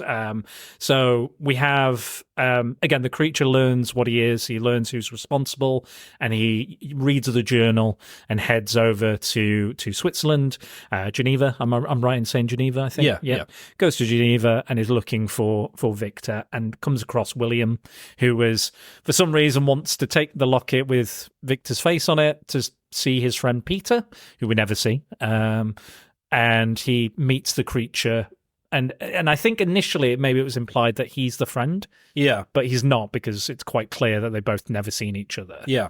And then the creature's again, like, the creature is fundamentally a kind character, I think, and empathetic. I think that's like, I think the default setting of human nature is to be kind, and then we're sort of like introduced to notions of scarcity and, you know, precarity, and suddenly it's, you know, suddenly people aren't friends, they're adversaries, and so that brings out the worstness. I think that I think the film actually does quite a good job at communicating that. Yeah. But yeah, no, things get very out of hand, or in hand very quickly. Does it feel like things ramp up, you know, in the right way and at the right time? Does he because initially, like, we have that big long scene with the house, and the debt collector comes and he hurts the debt collector, and then it's mistaken that he's the person who's hurting the blind grandfather character. Do we think that trajectory and the timing of that works, or did it need more time to breathe for him to get to this part where he was cruel and would kill children and women, and it didn't bother me, but I can see why some people would think that that's just a little bit too much too quickly. Yeah, I think just because you know the trajectory it needs to go on. It doesn't feel particularly rushed to me, but like I wouldn't argue with someone if they said it did, you know? Yeah, absolutely. I think pacing wise it is the pacing is a little bit off. I think so. I'm enjoying the visuals, and the performance is too much to care, frankly. Sure. I do think I think it's fair to say that he took what he learned on this film and what he wanted to do and tried to do, and I think he applied it to Hamlet. I think Hamlet is his, you know, is open magnum opus, if you will. I think that's his, like, again, it's 3 hours long, and I think he wanted this to be about 3 hours long. You know, it's got all the dancing, it's got all the, you know, all of those elements that he kind of peppered throughout this film without the kind of, and there's you know, there's a lot of talk about death and, you know, and that kind of thing, and you know, Victor Frankenstein and Hamlet are kind of maybe two sides of the same coin to a degree in some You've respect. just reminded me of, do you remember there was that, for the Millennium, they did that sort of Blackadder revival thing where Blackadder and Baldric go back in time. Oh, yeah. And Blackadder... It's on Sky or something. Yeah, and you have Colin Firth playing Shakespeare, and Blackadder just twats him in the face, says, "That's for every bored GCSE student for the next 100 years." And then he kicks him, and that's for Ken Branagh's endless 4-hour version of Hamlet. And Shakespeare says, "Who's Ken Branagh?" Yeah. And Blackadder says, "I'll tell him you said that." And I think he'll be very hurt. Now, generally, I think that Blackadder back and forth thing's about as funny as Chlamydia, but that was a genuinely funny bit. That is a good joke. But yeah, I think Rick Mayall as Robin Hood as well was sold. Absolutely sold. So we get to this point, and again, he attacks. I think, I'll be honest, towards the end of the film where you get a good look at the creature. I love the bit where, again, the lightning flashes and he points and he's like, "I will meet you." The sea of. I think that's the best. I think the best design and moment of the creature looking is that moment where he points to the sea of ice and says, "Meet me on the sea of ice." I think he looks awesome. Weirdly, I was replaying the Resident Evil remakes of 2 and 3. Yeah. And I was like, both the Mr. X tyrant and the Nemesis look a lot like De Niro's Frankenstein. Yeah, big coat, big leather. Yeah, big coat, big collar. Big bald head, big stitches. Yeah, it just tickled me. It's just like, I wonder if that was a conscious influence. And again, that's, I think the scenes that work best for me are probably a lot of the time where Branagh's not on screen. I think surprisingly, maybe he's this is the era of like the Kevin Costner films, isn't it? Where it's like I write the theme tune, I do the film, I act in it, I produce it, I do this, and you're like, okay, but it's not all working, is it? It's not all quite working. I don't know. I need to revisit Waterworld. I think I do have it there. I've got the Ulysses cut as well, okay. so which is the fan version with the TV scenes edited together, and then it was officially released on an Arrow video. So you can. I know you're a fan of Arrow video. I'm a huge fan of Arrow video. Yeah. Get it, or you can borrow that version. I'm still yet to watch. But yes, but yeah, it's a tricky one. Again, there's a lot of. I know you love it and you're a big fan, but I don't hate it, but I don't love it either. I think there's. Again, it's not the sum of its parts, to pardon the pun. No, it's quite a good pun. No, I think I'm inclined to agree with you, but I think it's one of those films like, what's it like? It's like something like Excalibur. Okay. Where or Alien 3 or The Exorcist 3. Okay. Where I can see its inadequacies, yes, but its strengths align so well with what I look for in a film that I don't mind them. Yeah. You know? I think that's fair. And I think for me, it's like we talk about so many films on this show that attempt something, that are bold, that are brave, that strive to do and say something and attain something, where so many and like we've seen so many films that play it safe and don't really do anything or say anything or attempt to color outside the lines every now and again, and I think that can be maybe that's AI writing of these scripts, who knows, but it could be, but I think I have to admire it for that. I have to admire him for trying to do something, but also, again, like he is almost, again, a Frankenstein. Kenneth Branagh is his own monster himself, I think. And I think in some ways some way he injects like a masculine energy into the story in a good way, and then maybe in a bad way at the same time. But again, it still works. And I think it is important to have that there, but also, I don't know. It's hard. It's hard for me to say because I've not read the novel. I don't know for sure what kind of it's tone. very much a Ken Branagh film. Oh yeah.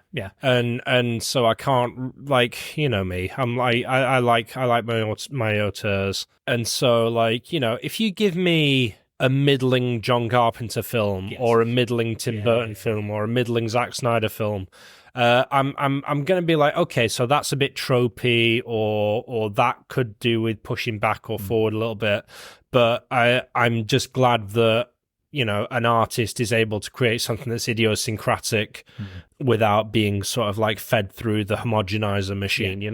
No, I agree, and I appreciate your passion for the film, even though it's not my bag. But again, like, I could watch it tomorrow and I could feel completely different. That's the wonder, and that's why I don't really do like rankings or ratings on films in this show, because there's no point, because I might feel different about it tomorrow or next week. It was the same with Johnny Mnemonic. I was like, this is a load of shit one week, and then the next week I was like, this is amazing. Yeah, and as well, I think our state of mind and the experience of watching something shapes our perception of the actual film. So, like, for example, like Josh Trank's Fantastic Four, by like the most generous reading of that is that it's a frustrating film with some pretty glaring inadequacies.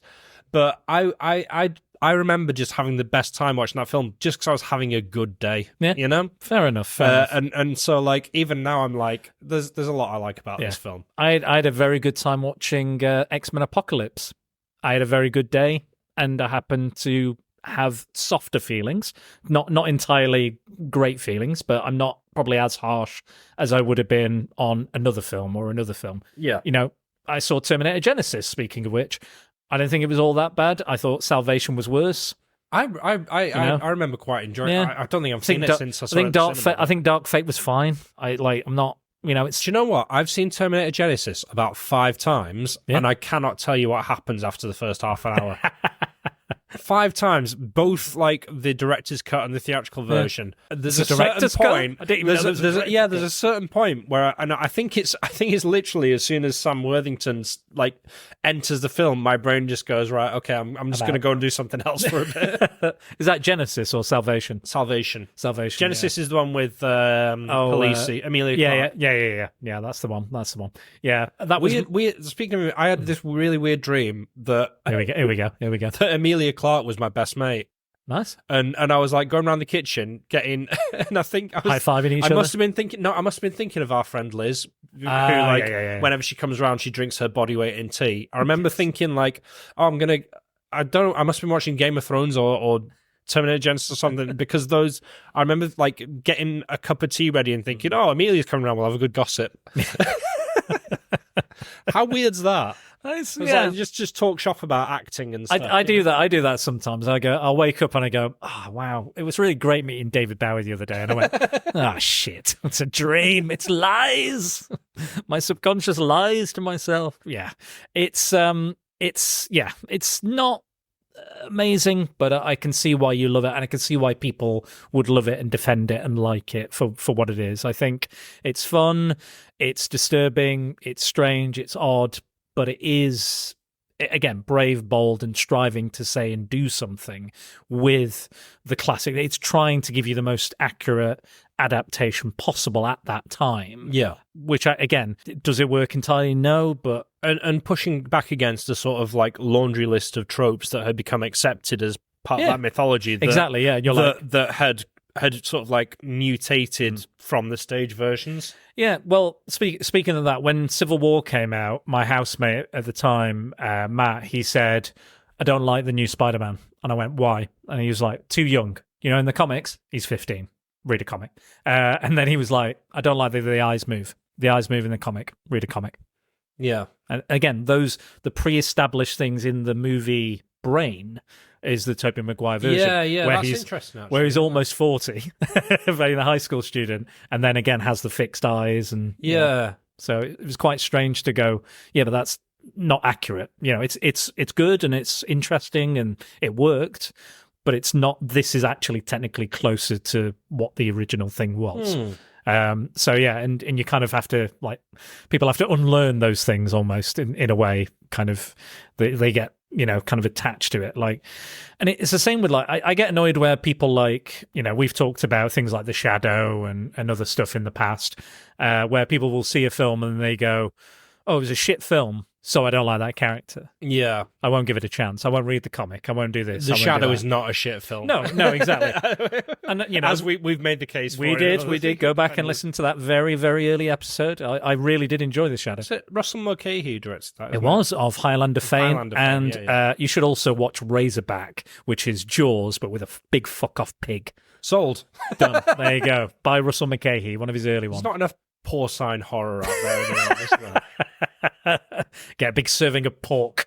Amazing films. Like, yeah, crazy design for that pig as well. Amazing. I remember, like, this is out of absolutely nowhere, but sure. In a building where I used to live, we had these friends, there was a couple, 2 guys, and they had a pet pig. Oh, cool. His name was Henry, and he was fucking massive. Just this massive pig in this little 1-bedroom flat. Wow. Just pigging it around. Like a real, like a proper, not like pig. A mini.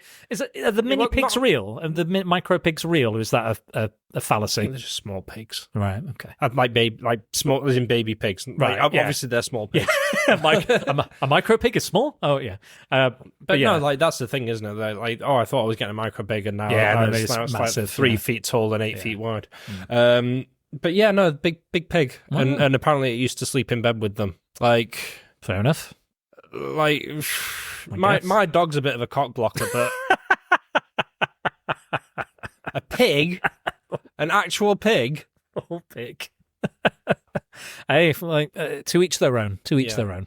But would you like some quotes from Mr. Branagh himself? Oh yes, I would actually. Because I rewatched the films and I listened to the contra tracks, watched the special features on the again superb Arrow 4K Blu-ray, but I have not actually done any of the background reading.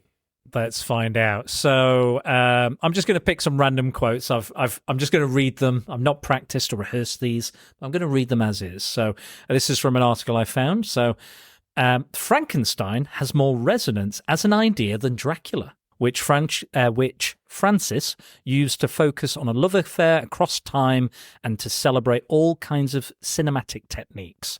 So there was something very exotic about it. Ours is a different kind of Gothic world. It goes for scale rather than style. It's more of an epic involving nature. It's a horror film, no question about that, but we try and get in all the stuff about birth and life and death and abandoned children and the role of innocence in a world which hates him because he's disfigured. It's a bigger, richer tale than a vampire story. And he's kind of saying that Frankenstein's a better story than Dracula. I mean, if that's his thesis, then I think the film succeeds because I think I've just remembered that bit where they've got the kites and they're catching the lightning. They're like the static. Spreading, the static. And apparently that was a very early, one of the first instances where they use CG, rather than hand animating something, they use CG algorithms like digital algorithms, to determine like the course and the arcs of the lightning. Nice. But yeah, like this idea of like having this elemental natural force. Obviously, you've got the elemental force of like the wind and the snow at the start, the ice and the water, and even the elemental nature of sort of like the plague. I do like the framing device as well with the boat captain, and he's trying to get to Aidan Quinn. I want to say the actress. Yeah. He's trying to get to the North Pole. He wants to be the first man to reach the North Pole and become famous. And I love that line from Branagh, who's like, "Do you have the same madness as I?" And he's like, "Yeah, you're obsessed as well, but with this is your obsession." And then he sees the creature. It's like James Woods in the second Scary Movie, where he's playing like the Father Merrin character, where he opens the door and goes, "Fuck that." But yeah, I like it. I like the parallels there between not only the creature Frankenstein and then I can't remember the boat captain's name, but yeah, I like that. I like that idea because he's putting his crew at risk because they're almost the ice has blocked them off. They're not going to be able to return home. They've got no food, and then the wolves come out and they set the dogs on the creature, don't they? And he beats up those dogs, fucking brutally. And then he's like, "What's out there?" And he's like, "Oh, well, let me tell you this story." While the creature for some reason waits outside for hours for me to tell this story. Ooh. But yeah, and then of course you've got the creature making that little funeral pyre for himself and Frankenstein, which I think is very, very moving, very tragic, and apparently also a little homage to the death of Percy.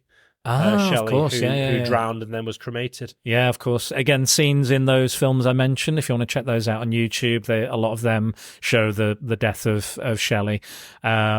But yeah, and I like that, again, quite classic to the Universal version, the James Whale. James Whale, if you want to film about him, Gods and Monsters. That's James Whale. I was struggling on the director. I kept wanting to say Todd Browning, who did the Dracula. Yeah. No, because James Whale also did our favourite Universal film, which is The Invisible Man. Oh, yes. I love that one. What a banger. Claude Rains. Yeah, Claude Rains. Sorry, I'm invincible. Yeah, so he did that, Bride, and because I think he had a break and tried to do like I think it's like The Old Dark House or something. I think he had a kind of, because they were desperate for him to do a sequel to Frankenstein, which in some cases is preferred by a lot of people. It's superior. I can't really remember. I haven't seen them for a while, so I'm not quite sure which one comes out on top for me. But for me, Invisible Man is an absolute banger. Wasn't James Whale one of the first like openly gay directors in Hollywood? Absolutely. And Gods and Monsters with Brendan Fraser and Ian McKellen, who plays James Whale. Really good film, really nice film. Good little relationship they have in that film. I think he's like his gardener or something. Wonderful little film to watch if you want to check that out. And he will talk about, obviously, his famous films. We have that. What else are we looking at? I think I lost where I was going with all that. I was talking about the ice. That was it. No, I was right. I'm back. So I like the idea, like going back to Universal. That was it. I was talking about Universal. That's how I got off track. Tangents. So I like the idea, again, from that film, the fire is the vulnerability. The fire is what, and again, which is modern Prometheus. Yeah. Stealing fire from the gods. The fire is the thing that extinguishes the life of these creatures. And again, that's how Elizabeth dies, and that's how this creature dies. I love that line as well. He never gave me a name. I thought that's very, very poetic and gorgeous as well. So yeah, and again, and then that's and he even saves, like, the ice starts cracking because of the heat, and then they start like, the ice is cracking, and I do think that opening is it's edited quite quickly, that opening, but I kind of don't mind it. But I felt like it's really ramping up, and it's like, oh, the creature's going to come in. But I feel like some ways I like the editing, and some ways I was like, I just need a little bit more breathing room in these first kind of few scenes to get me into it. I think if it had been a bit longer, and maybe we'd seen more of a tease of the creature. Yes. Yeah, definitely. Maybe like if we'd seen like a silhouette in the snow. Or if he's dragging the bodies of the dogs like with him, that would have been a really nice little scary tease to cue up like the monstrous nature of the creature. Again, like I think it works. I think the way it's shot and is performed, and I just think the editing is just a little too, maybe a bit too sharp, or a bit, I don't know, it feels sometimes a bit haphazard, but I guess they're just trying to get the tension, create that tension and keep it going. But then we go, into these lovely dance sequences. Yeah. He just likes a colourful waltz sequence, doesn't he? He does. And they're lovely. They're beautiful, they're lovely, or well done. Because when you get that, I mean, obviously when he reanimates Elizabeth, there's that little dance sequence, and that's just so tragic and bittersweet. Yeah. And poor Justine's mom just berating her constantly all the way through the film. You can't play, you can't do this, you can't do that. I think there was a scene as well with Justine who was a bit more open about her love for Victor as well. Right. There was a bit more like, I am in love with him as well, but he didn't choose me. Oh, yeah. Which is, again, it just compounds the tragedy of her life. And release the Branagh cut, man. I know, right? Yeah, you could see it. Justice for Justine. It could happen. But and then again, she does get to, in a sense, love Victor because she becomes part of the bride at the end. Yeah. Which again, I think is a really good design. I think like De Niro's design, I think I don't think you needed quite as many dance sequences. I think one would have done. And then when you get to that end sequence, he's trying to remind her and kind of is like carrying her around saying, say my name. When no one is around you, say, baby, I love you. Is that what I was going, say my name, bitch, from American Pie? That would have been my next reference. So he's doing that, and again, like you said, the creature, like it's a bit fucking metal that he like pulls her heart out. Oh yeah, you know what I mean? He just goes, and he's like he's like creeping on her in the skylight. He comes through, and again, everyone's aware of the creature or this person after the Justine gets killed. Like, again, it's not even like I thought. I was thinking about it, and I was like, when it was coming up to that sequence, I was like, this is a very quick trial, and then I realized, oh no, it's a lynch mob. It's another angry mob of 3 or 4 different angry mobs in this film. We get that, and then again comes through, and he goes, and I do like that whole like, I'll be there on your wedding night. Yeah, and if you don't make me a bride, I'll be there. And again, I know that's from the book. And yeah, I think that's a wonderful way to bring it back. And I think the reason Branagh added the bride to it because it made narrative sense, and I agree with that. I think it was a good. If you're going to go so hard on the love story, I think you need to have the tragedy. If you go as hard as you can here, you need to go as hard as you can on the other end. To convince us they're in love with each other and they truly love each other, to again compound that tragedy when we get to the end of the film, which I think it is correct. That is what we should do. And I think if you do that, if you kind of taper it at both ends and land those moments, which they do, again, a bit incesty, a bit weird, but they still are genuinely in love with each other and care for each other and want to be married. And I mean, it's his hubris as well. It's like, despite the obviously the creature going horribly wrong, he thinks, I can science my way out of this. Yeah. Fun fact: the novel predates the term scientist. Right. Okay. The term science existed, but people weren't calling themselves scientists. They were calling each other natural philosophers. Interesting. Which is why in the book and in the film, he says that they should adopt the philosophical approaches of Paracelsus and Agrippa. Yes. Who were obviously another Swiss. exactly. Another mad Swiss. Yes, lovely bit of xenophobia there from Germany, which again in future you would see a bit more from. So yeah, according to Elon Musk, Germany needs AFD. So. And Britain needs reform. UK, yeah, all the Zuckerberg stuff going on at the moment as well, where he's like, "Oh, I need to take out fact checking." Yeah, we don't need fact checking. Because that's just not profitable or aligned with our new hegemonic overlord. Exactly. Yeah, our new lots of scary things happening with those not even really scientists, are they? They're just mad. They're just fucking mad. Nazis at this point. It's going to be unbelievable, okay? It's going to be unbelievable. Yes, so we shall see how that was meant turns to be out. Trump. It was a bit more Zoolander, I think. Although I'm sure Trump does. What is this? A school for ants? I'm sure Trump does think that he's really, really ridiculously good looking. But why male models? A model, idiot. I just told you. Yes, and then he agreed, like Elizabeth, again, he not only does he like pull her heart out, he throws her off the bed. He's like, look what I've done.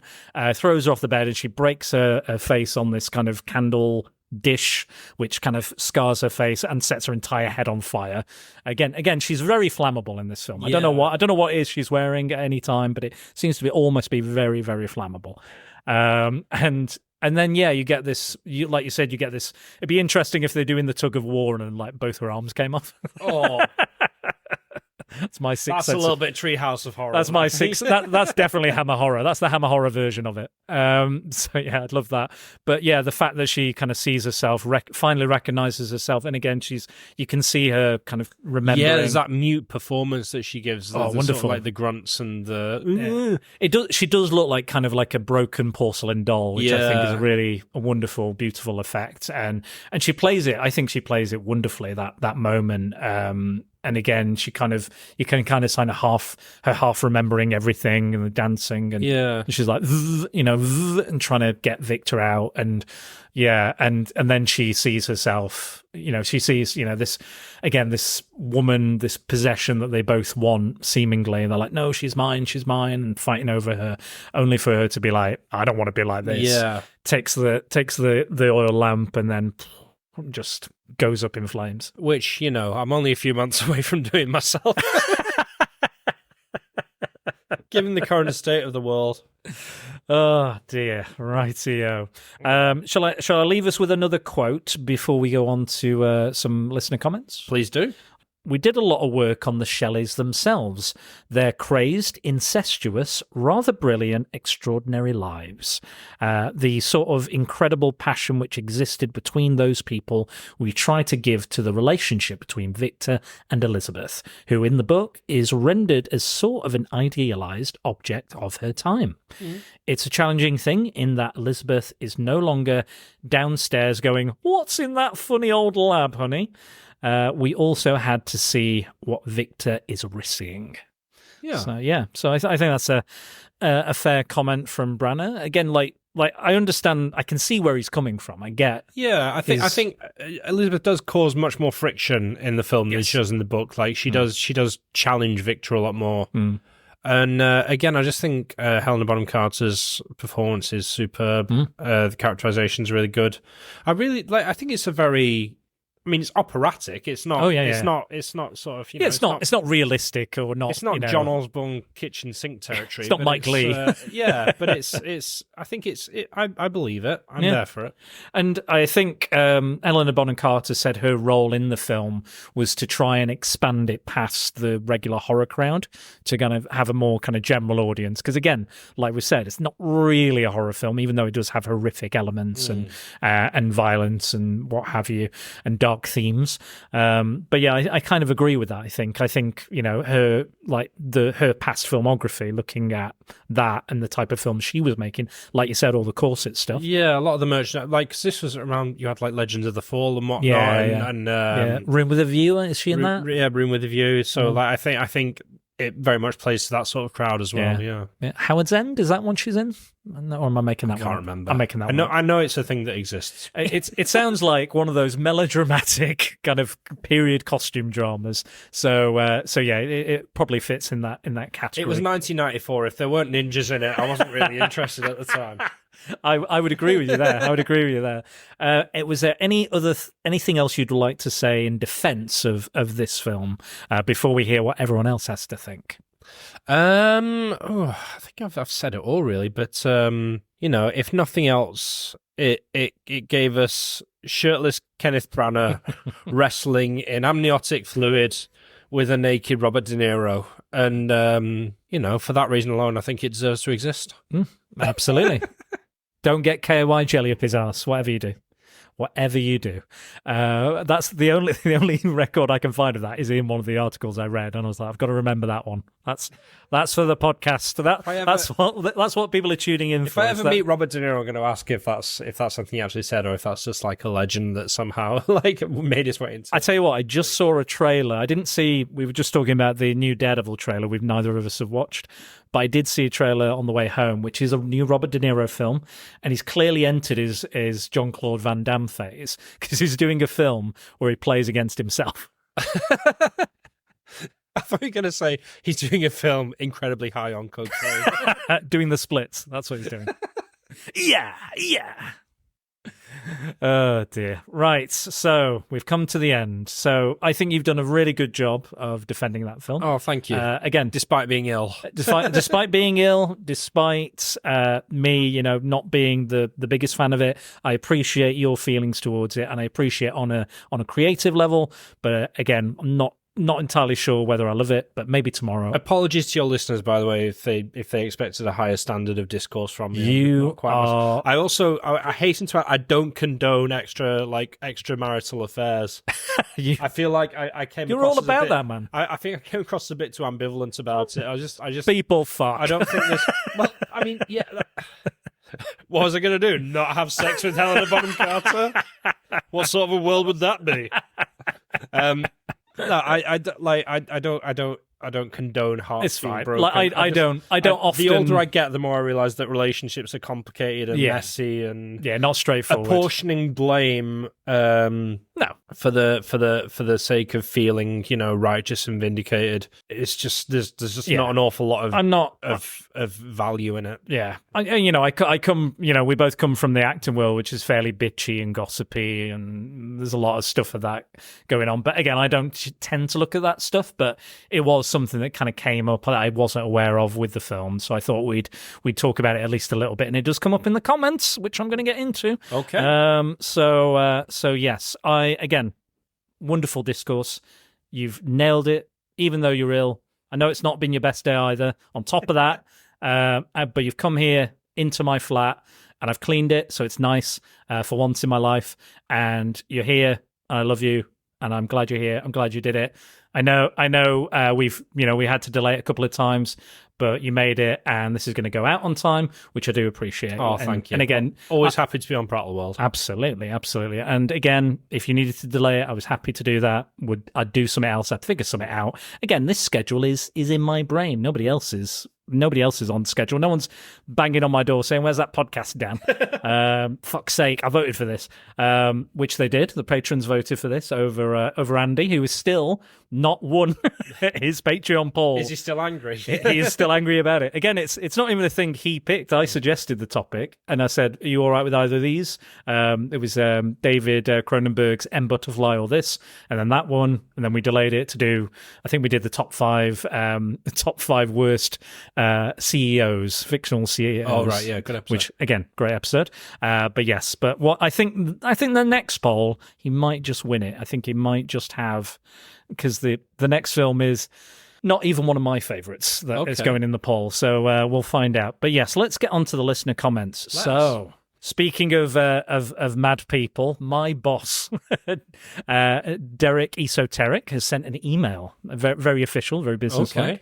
Okay. He sent it me back on the 18th of August when we were originally going to do this. Oh, fucking hell, it's been that long. So he wrote this because I told him, he was like, what have I got to watch? What have I got to watch? I was like, just get this watched. And then we decided, actually, maybe we do Spider-Man, which again, another good episode. And I'm glad we did it. But he says, hi, Dan, let's get straight to the point. Okay. What a load of old doggy doo-doo. Oh, really? Okay. This film has more cheese and ham than a super deluxe croque monsieur.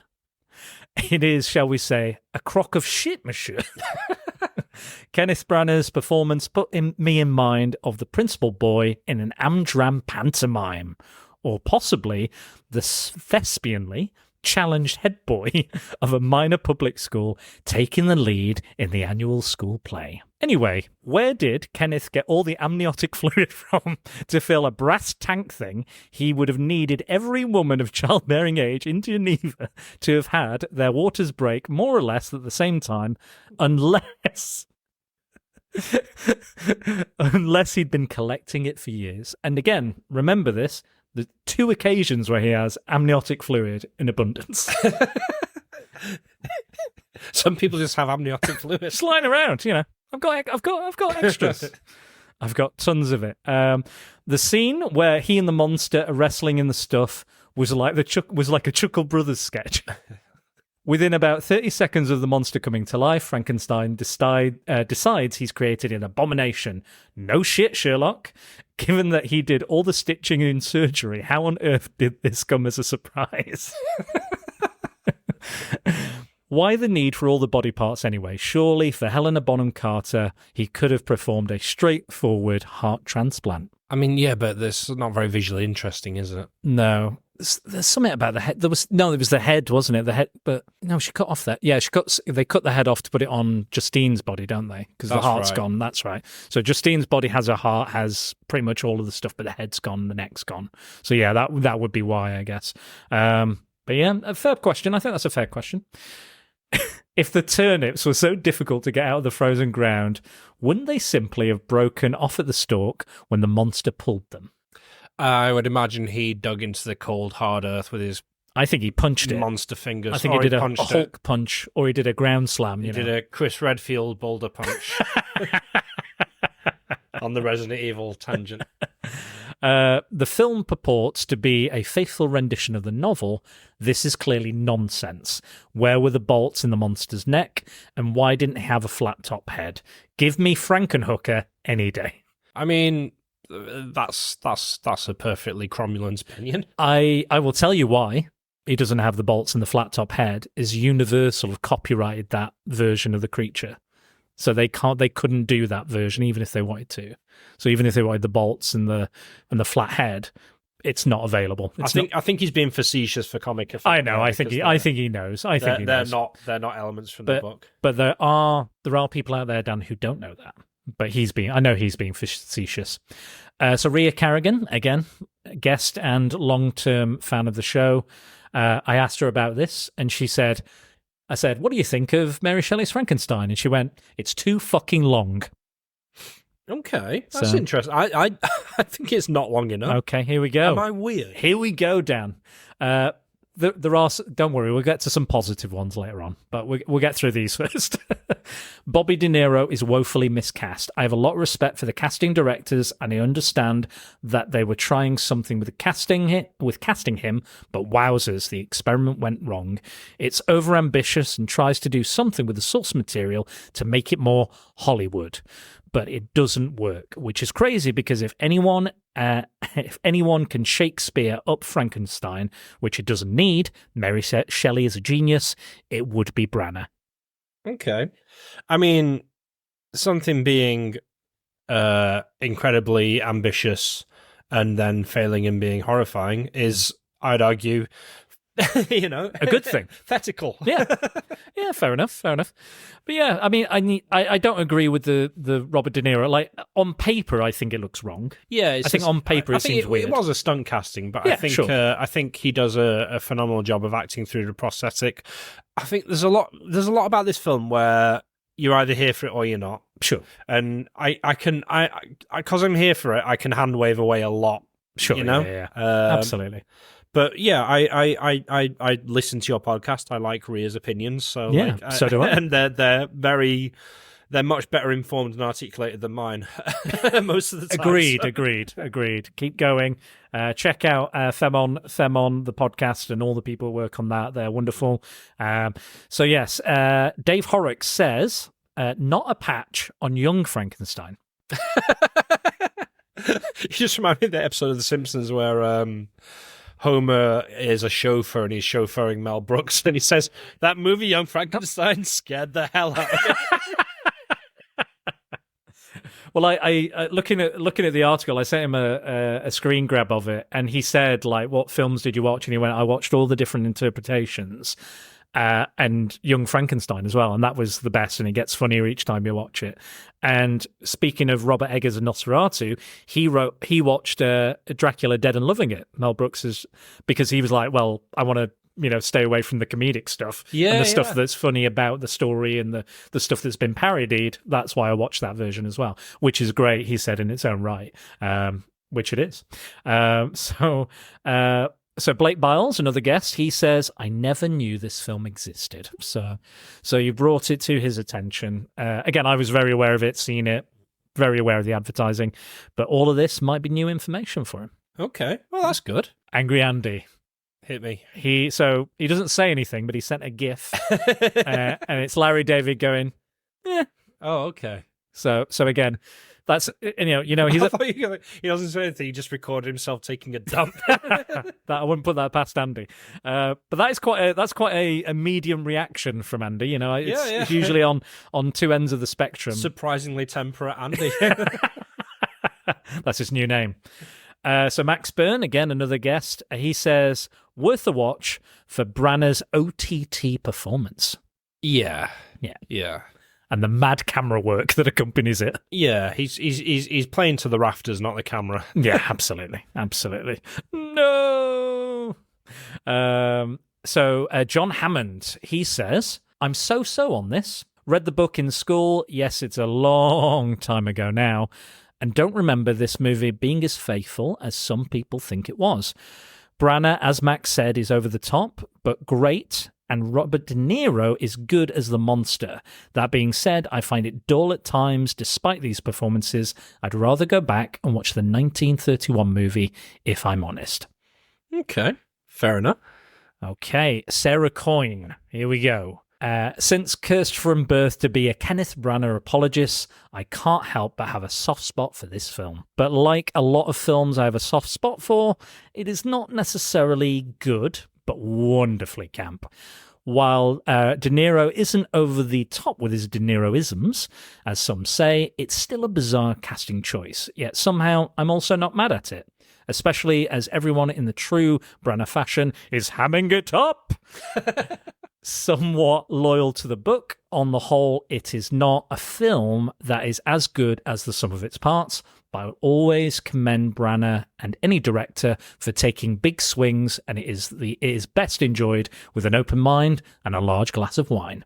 Oh, I'll take that. Yeah, absolutely. Fun fact about De Niro: did you notice that, despite the fact that he's got he had a full head prosthesis that I think covered everything except one eye and one ear, but they still got them all in there. I didn't realise. They put them all on. I will say, considering the amount of prosthesis, his performance does come through. Yeah. It really does show. He does an amazing job of acting through the prosthesis. And we've seen so many films where that doesn't really happen. Yeah. I will say, speaking of William and his death, that poor kid, when they're running in the body and they've discovered it and they're all screaming in the rain and it's, again, a wild camera shot from above, that kid is clearly alive. Yeah. That kid is not having a great time. grabbing people, he's holding on to them, they're like, close your eyes, don't do anything, and he's moving, and I'm like, he's the least dead kid I've ever seen on screen. It's ridiculous how alive that kid is. No! But no, I agree, Campers Christmas. Campers Christmas. Final comment. So Tonya Todd says, it's been too long since I've seen it, and the fact that I've never rewatched it is perhaps telling. The disappointment of Kenneth Branagh betraying Emma Thompson stuck with me longer. Okay, that's fair. That's fair. I'd argue if you can muscle your way past that, I'd argue that there is plenty in the film worth engaging with. But again, like, everyone has their own little points of no return, and if that's yours, then, you know.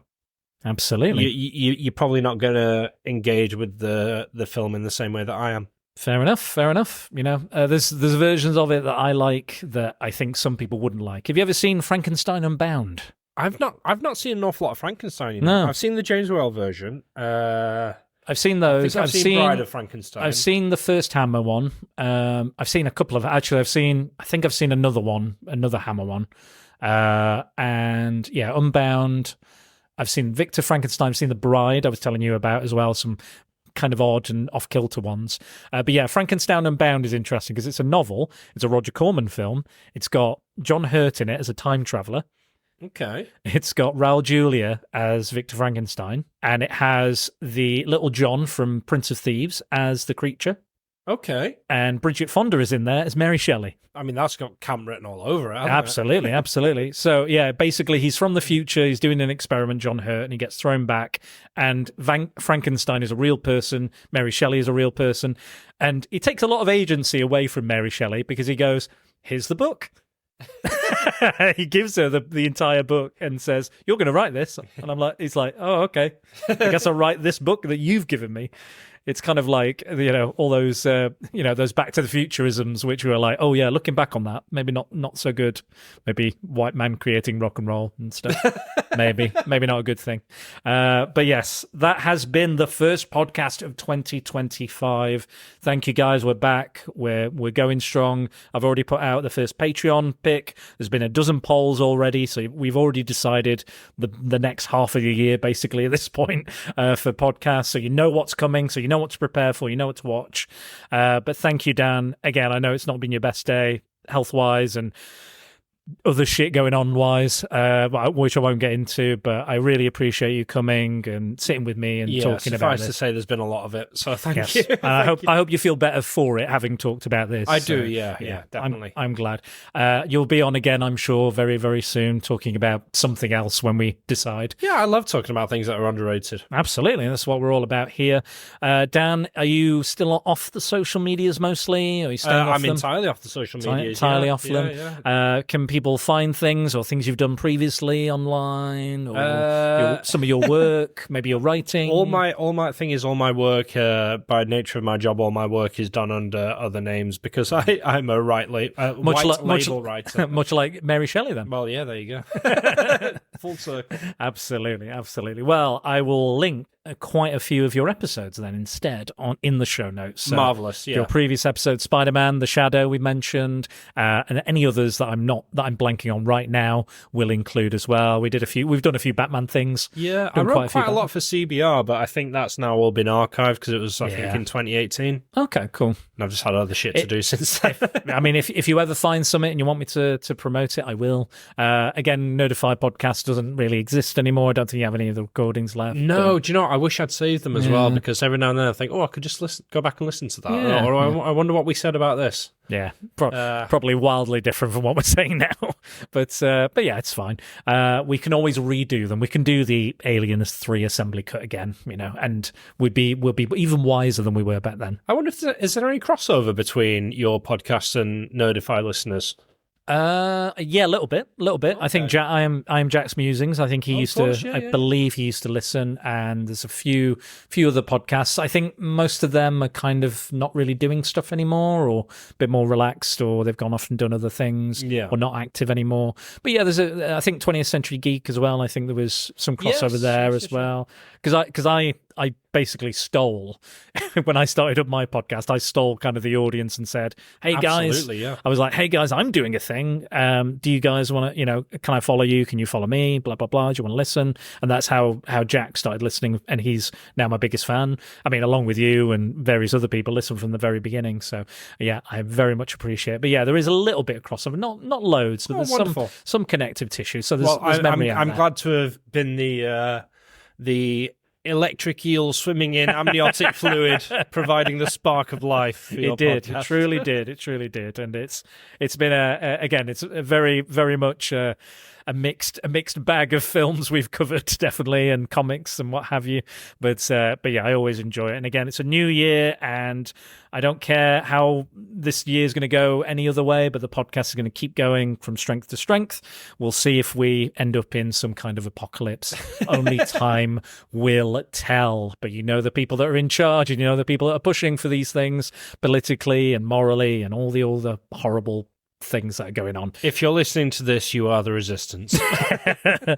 This is John Connor. I am John Connor. Yes. Oh, good for you. Good for you. Again, you can find me at spiderdownandthesecretbores.com. I'd like to thank all my patrons: Tony Farina, I Am Jax Musin, Simon Cotton, Paul Meller, Mike Burton, Angry Andy, Tonya Todd, Math, Scott Hodgson, Rhea Carrigan, and Sarah Coyne. Thank you for your continuing donations. It is very much appreciated and helps Prattle World keep on turning. And if you ever find yourself in a position to help the podcast, please consider it. All right. Goodbye, guys. Thank you again, Dan. And thank you for having me. Let's kick off 2025 in the best possible way by resurrecting dead tissue. Kenneth Branagh was giving all of his raw materials to Helena Bonham Carter, and we're going to give it to 2025 as well. Goodbye, everybody.